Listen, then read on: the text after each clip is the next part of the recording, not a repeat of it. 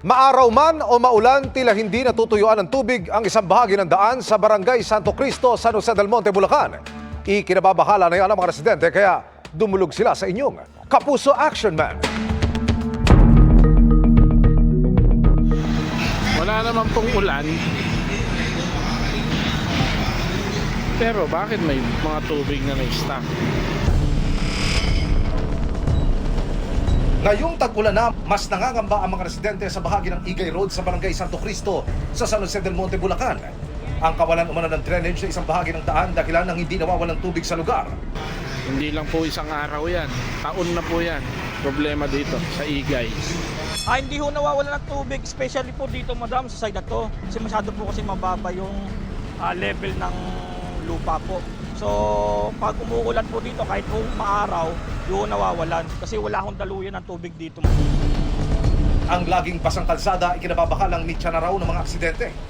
Pagdating mo sa gitna ng baha, bigla akong dumudulas yung mga rider, tas yung mga truck po or mga sasakyan, minsan ho, nababalaw na ho, pinapasukan po ng tubig yung makina. Abala po siya, lalo na po sa maglalakad po kami. Nadudumihan po yung mga nabibili namin dahil nga po dyan sa tubig. Tapos nagkakaano po yung paa namin. Kulugo po.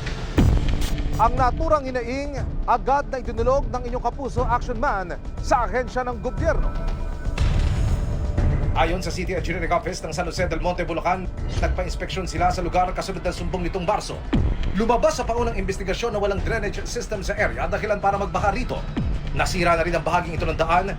Inirekomenda raw nilang magkaroon ng drainage system sa lugar palabas sa Quirino Highway para iwas baha. Sa ngayon, ay nakapaghanda na sila ng Program of Works para sa proyekto. Halos 20 milyong piso ang kakailanganing pondo, target nilang masimulan ito ngayong taon. Dagdag pa ng DPWH, natukoy na provincial road ang lugar at makakatuwang ng San Jose del Monte, Bulacan ang Provincial Engineer's Office para sa proyekto.